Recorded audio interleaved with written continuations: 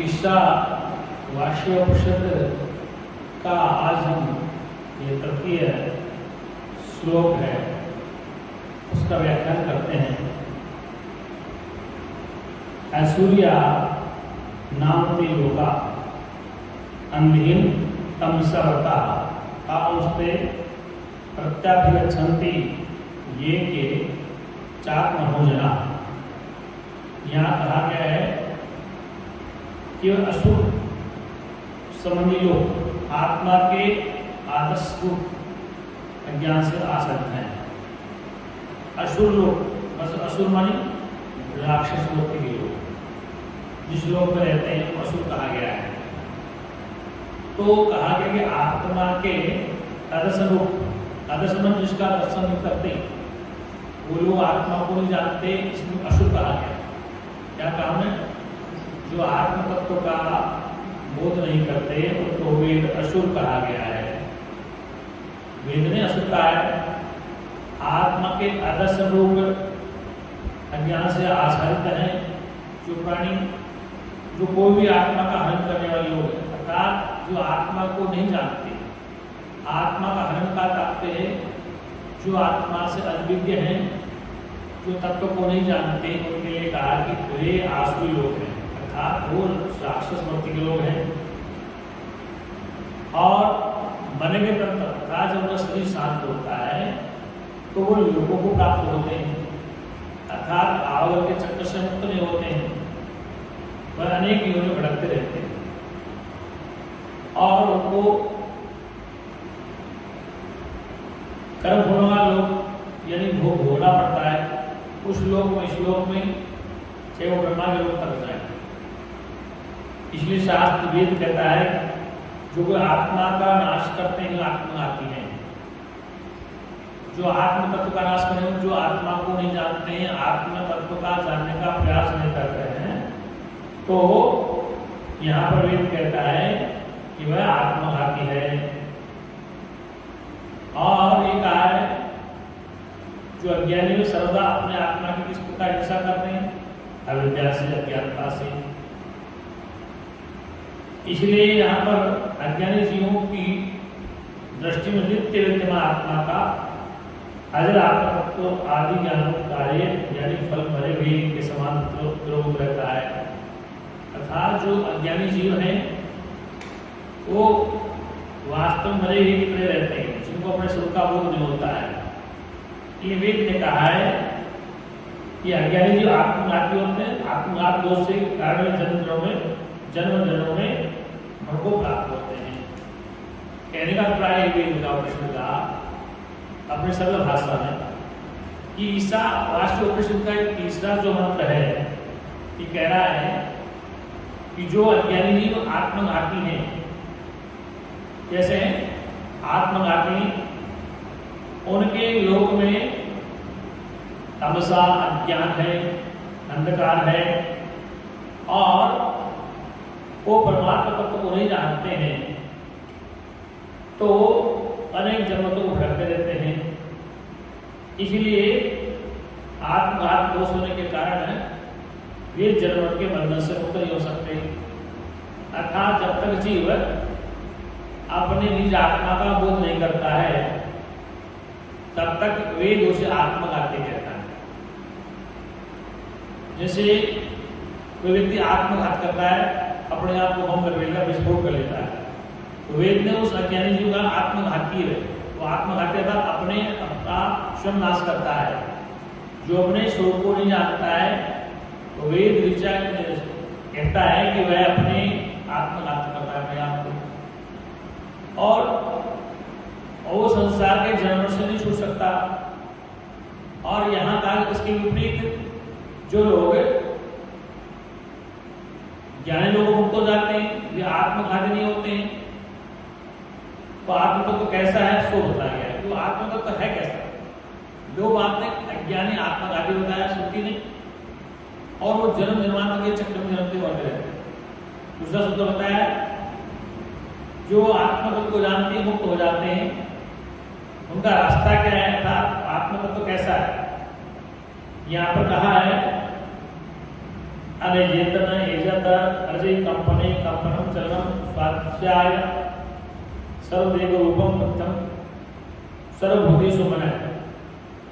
यहाँ पर कहा है कि वह आत्म तत्व अपने स्वरूप से विशिष्ट न होने वाला कैसा है कि वह अपने स्वरूप से विशिष्ट न होने वाला एक तथा मनुष्य भी तीव्र गति वाला है। तो कैसा मनुष्यो जीवियो, वह आत्मा कैसा मनुष्य भी तीव्र गति वाला है। इसे इंद्रियां प्राप्त नहीं कर सकी। श्रुति क्या कहती है? निरिद्वा आपत्तु अनपूर्वकशम, अर्थात उसको इंद्रियां भी प्राप्त नहीं कर सकती क्योंकि यह उन सबसे पहले आगे विद्यमान है।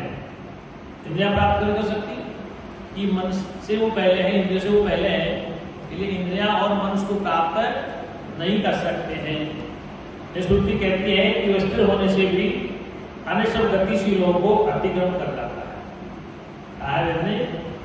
कि वह स्थिर होने पर आत्मा स्थिर है, अचल अटल है। श्रुति क्या कहती है? वह चलने वाला नहीं है, वह अचल है, अक्रिय है, निश्चल है, फिर भी उसके इंद्रियां से पहले विद्यमान है और इससे पहले रहने से ही वायु और समस्त प्राणी प्रकृतियों का कर्म का विभाग करता है। अर्थात वह आत्मा कैसा है, इस पर व्याख्यान दिया है कि जो चलने वाला न हो, जो चलता नहीं है, आत्मा अचल है, अक्रिय स्थिर है। जो चलने वाला न हो उसे अनिजत कहते हैं, क्योंकि एजस कंपन से, इस धातु सूत्र से एज धातु का कंपन है। इस प्रकार वह आत्मा तत्व चलन अर्थात अपनी अवस्था से च्युत होने से रहित है, यानी सदा एक रूप है। आत्मा सदा एक रूप रहता है, वह एक ही सब प्राणियों में वर्तमान है। वह एक ही आत्मा समस्त प्राणियों में वर्तमान है तथा संकल्प आदि रूप मन से भी, संकल्प मन से करते हैं, विकल्प मन से करते हैं, प्रत्यय मन से करते हैं। तो संकल्प आदि मन से भी जब ये अधिक वेगवान है कि मन जो संकल्प करता है, विकल्प करता है, उससे भी अधिक वेगवान है। यहाँ पर कहा है कि आत्मा निश्चल है, मन से भी अधिक वेगवान। अब सिद्धांत ये दोष कोई नहीं है, ये कोई दोष नहीं है कि वो निरुपाधिक बिना नाम रूप वाला, सोपाधिक नाम रूप वाला, ये विरुद्ध कथन भी बन सकता है। उस अवस्था में अपने निरुपाधिक रूप से तो अविचल है वो आत्मा, नाम रूप से नहीं तो अविचल अचल है, और एक ऐसा कहा जाता है।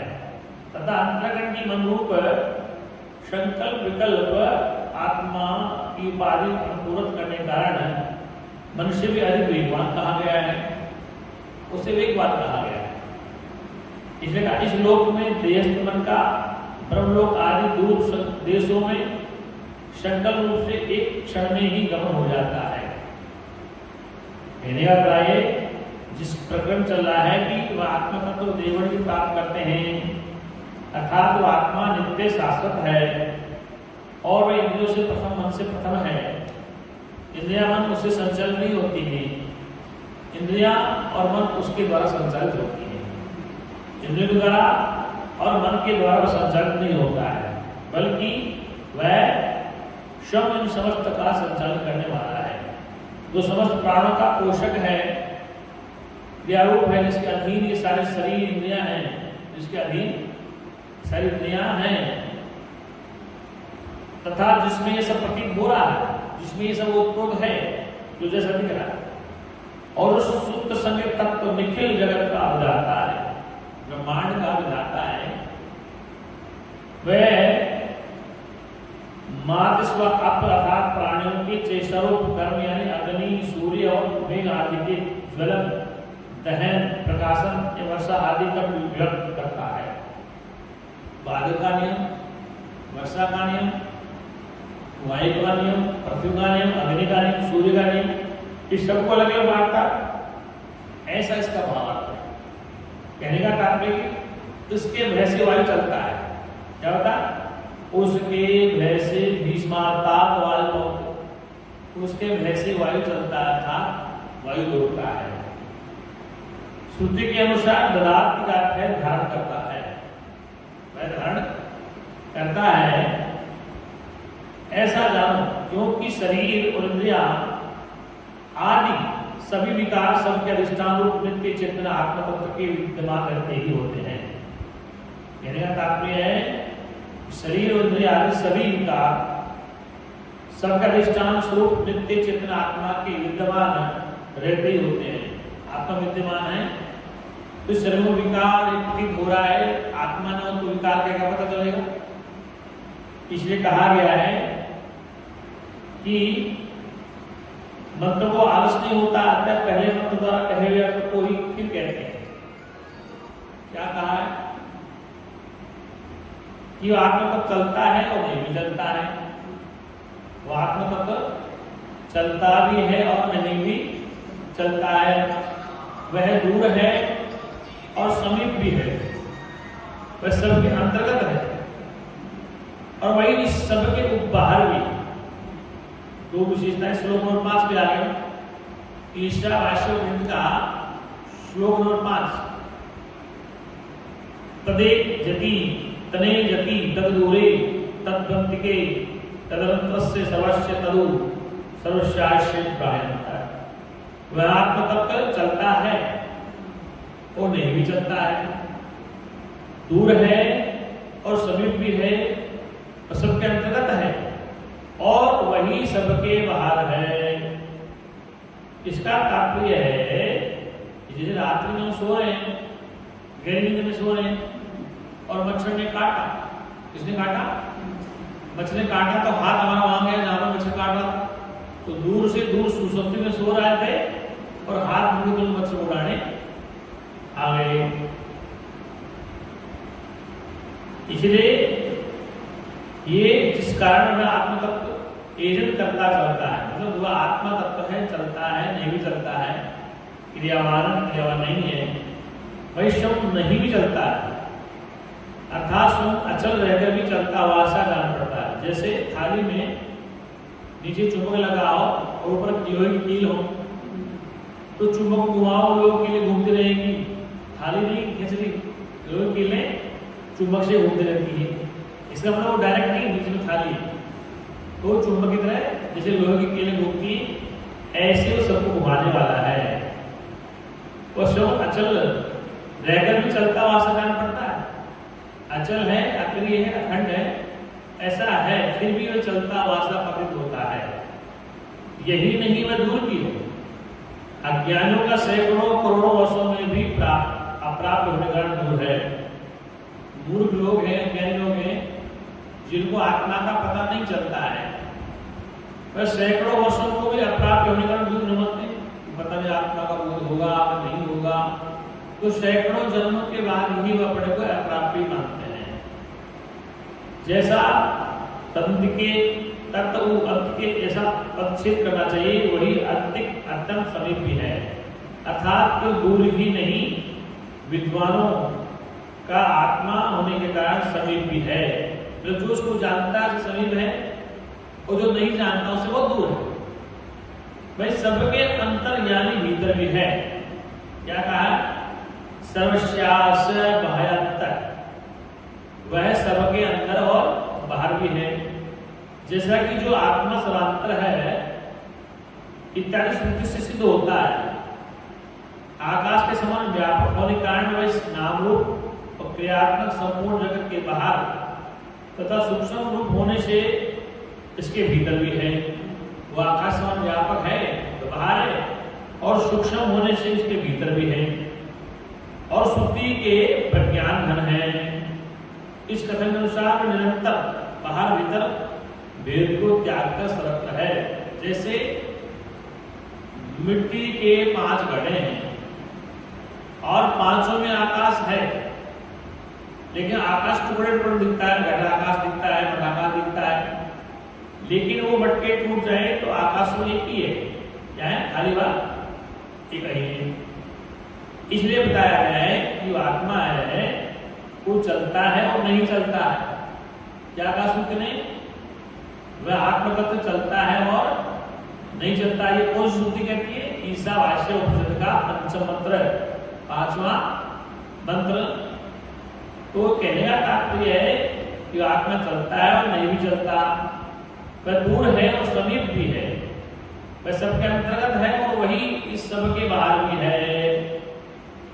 तदंतरस्य सर्वस्य तदु सर्वस्यास्य बाह्यंतर, तो बाहर भी है और अंदर भी है, भीतर भी। अब आइए श्लोक नंबर 6, अभेद 10 की स्थिति। मतलब क्या है? यस्तु सर्वाणी, मंत्र का है यस्तु सर्वाणी भूतान्यामेव न पश्यन्ति सर्वभूतेषु चात्मानं ततो न विजुगुप्सते। जो साधक, जो साधना करने साधक है, वह संपूर्ण भूतों को आत्मा में देखता है। क्या कहा है? वो संपूर्ण भूतों को सर्वभूतेषु आत्मानं, सर्वभूतेषु चात्मानं ततो न विजुगुप्सते। जो साधक है, जो साधना करने वाला जिज्ञासु है, वो संपूर्ण भूतों को आत्मा में ही देखता है और समस्त भूतों में भी आत्मा को देखता है।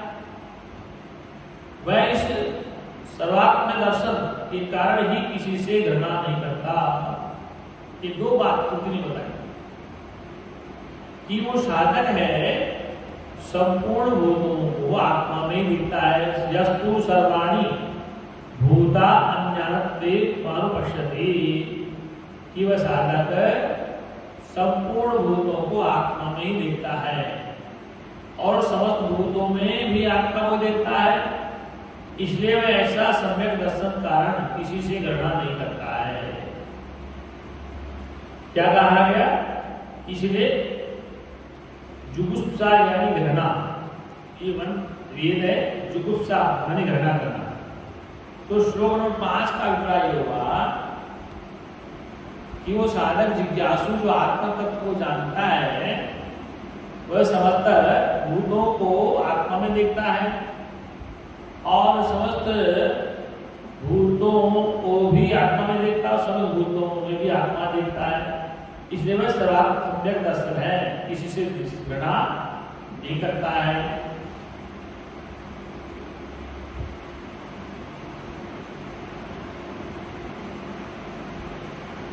अब आइए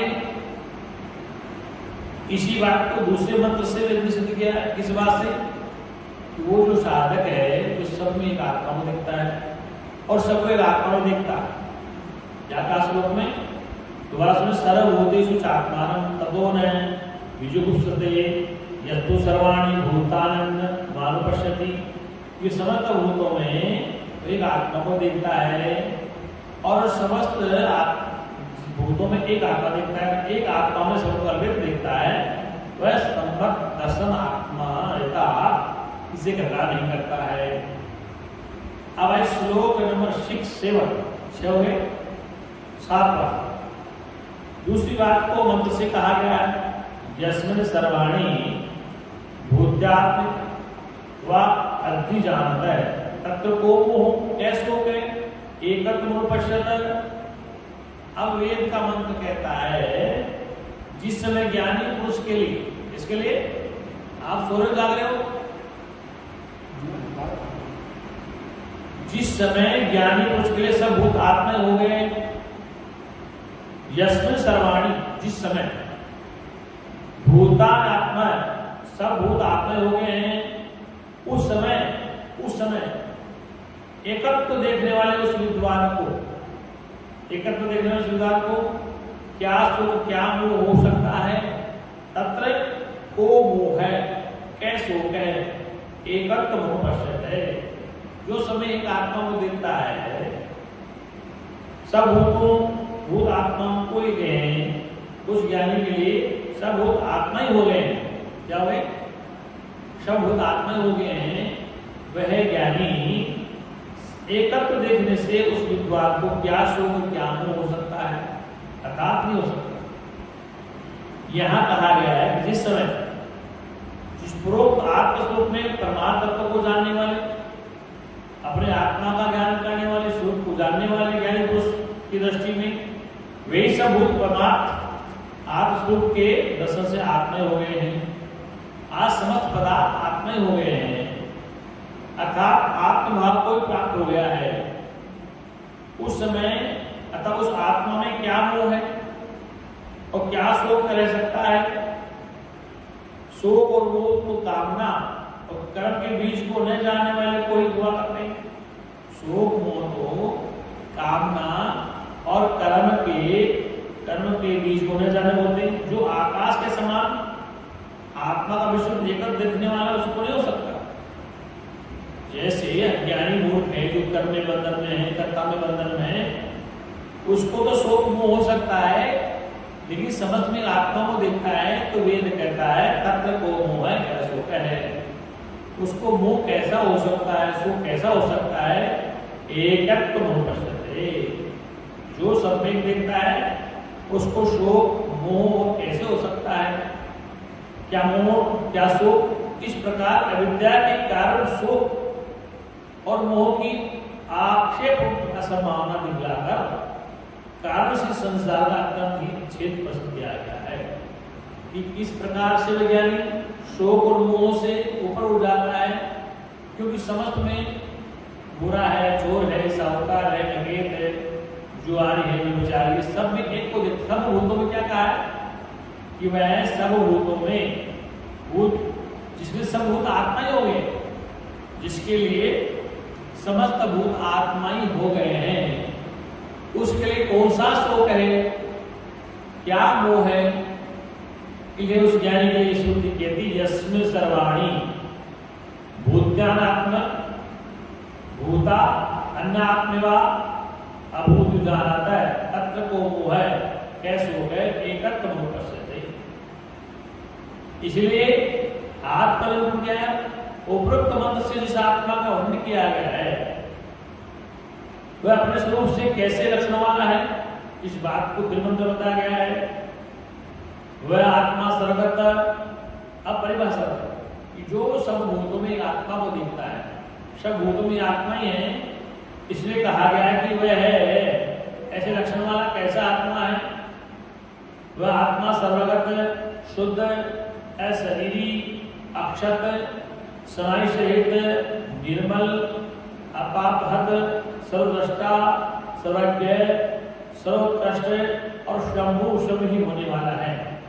उसी ने नित्य सिद्ध संवत्सर नामक प्रजापतियों के लिए यथायोग्य रीति से अर्थों को कर्तव्यों को पदार्थ का भाग किया है। मतलब वह आत्मा सर्वगत है, शुद्ध है, अशरीर शरीर वाला नहीं है, एक शरीर वाला एक है शरीर वाला, अक्षत स्नायु शरीर निर्मल है, सर्वद्रष्टा सर्वज्ञ है। वो आत्मा कैसा सर्वज्ञ है, सर्वद्रष्टा है और सर्वोत्कृष्ट, उससे बड़ा कोई नहीं, शंभु है, स्वयंभू स्वयं ही है। इसलिए उस आत्म तत्व को यह श्रुति ने बहुत ही सुंदर तरीके से अपनाया समझाया है। बाबा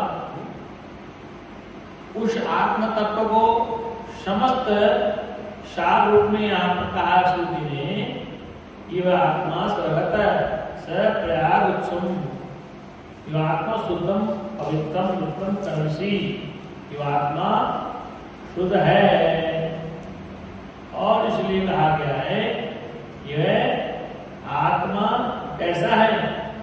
शुद्ध है, ज्योतिष्मान यानी दीप्ति वाला, सूर्य चमकता है इससे निर्लिप्त है।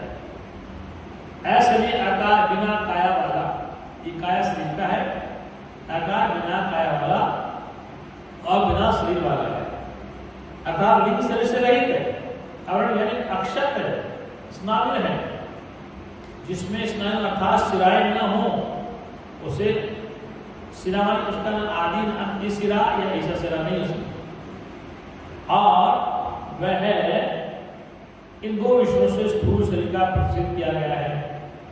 शुद्ध निर्मल यानी अविद्या मन से रहित है, उसमें अविद्या नहीं, आत्मा वो शुद्ध है। इसी कारण शरीर का प्रसिद्ध किया गया है। कहने का तात्पर्य है कि वह कारण अविद्या भी नहीं है, धर्म अधर्म पाप से रहित है, वह शुक्रम नपुंसकलिंग वचनों को पुल्लिंग में परिणत कर देना है।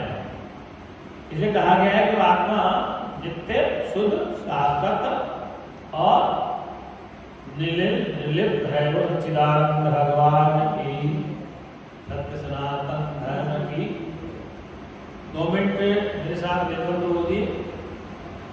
सर्वे भवन्तु सुखिनः,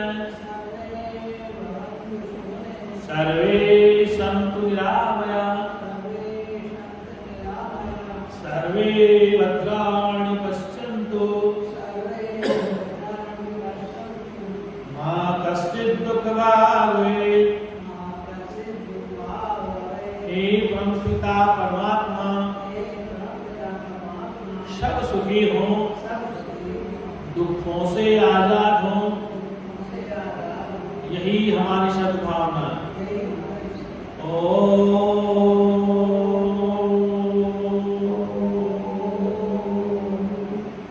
शांति शांति शांति।